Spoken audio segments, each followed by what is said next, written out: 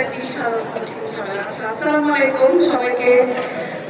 প্রিয় ধুলিয়া প্রিয় কনকদিয়াবাসী, আমার নানাবাড়ির মাঠে আমি আজকে দ্বিতীয়বারের মতো বলবো ধুলিয়া বলে ফেলেছিলাম ভুলে, কারণ আমি আমার দাদা বাড়ির থেকে প্রথম শুরু করেছি আমার জীবনের বক্তৃতা আমার বাবার জন্য।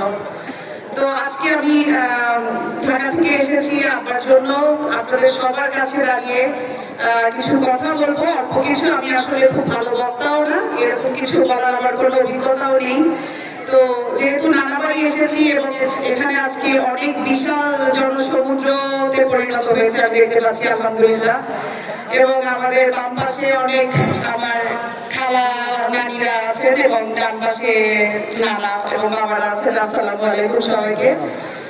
তো আমি আসলে এতটুকুই বলতে চাই, দীর্ঘ 17 বছর পর অপেক্ষার পর এরকম একটা দিন আমাদের সামনে আসছে, যেখানে আমার বাবা এত বছর ঘরে থেকে থেকে আসলে একটা ছোট্ট এক্সাম্পল দেই, যেমন উদাহরণ, আমার বাবা একটা বটবৃক্ষের মতো। এবং আমি মনে করি আপনারা হচ্ছেন পানি, মানে পানি ছাড়া যেমন বৃক্ষ, সেটা গাছ বটবৃক্ষই হোক বা গোলাপ ফুলের কাঁটা বা কাঁটা ভরা গাছই হোক, পানি ছাড়া কিন্তু আসলে সেটা বেশি দিন বাঁচতে পারে না, শুকিয়ে যায়, এরপর মরে যায়। তো আমার বাবার জন্য আপনারা হচ্ছেন জীবন, তার নাম হচ্ছে পানি। তো এটুকু আমি বলি যে আপনারা আসলে এত দূর পর্যন্ত তাকে নিয়ে এসছেন, আপনাদের ভালোবাসা এবং দোয়া। অবশ্যই সে এখন তার যে বয়স 75 বছর, আলহামদুলিল্লাহ, এই বয়স পর্যন্ত আমরা এবং আপনারা যেতে পারবেন কিনা সেটা আল্লাহ একমাত্র ভালো জানেন। তো সে যে এই জায়গা থেকে এখন পর্যন্ত আপনাদের জন্য লড়ে যাচ্ছে, এটা আমি আমার তার মেয়ে হিসেবে অনেক গর্ব ফিল হয়, মানে মনে হয়, অনুভব হয় যে আমি আসলে এখানে দাঁড়িয়ে কথা বলছি আমার বাবার জন্য।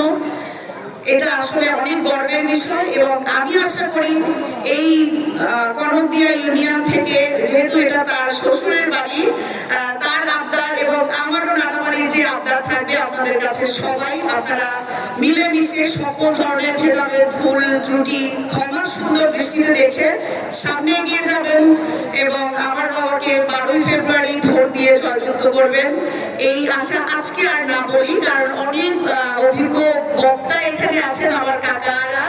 সো তাদেরকে একটু বলার সুযোগ দিয়ে ইনশাআল্লাহ সামনে আরো কখনো যদি কোনো সময় হয় আপনাদের সাথে কথা বলবো। আপনারা অবশ্যই আমার বাবাকে জয়যুক্ত করবেন, 12 তারিখে ভোট কেন্দ্রে গিয়ে তাকে ভোট দিবেন এবং তার শরীরের জন্য এবং আমাদের সবার জন্য দোয়া করবেন, এই আশা ব্যক্ত করে আমি আমার সংক্ষিপ্ত বক্তব্য শেষ করছি। আসসালামু আলাইকুম।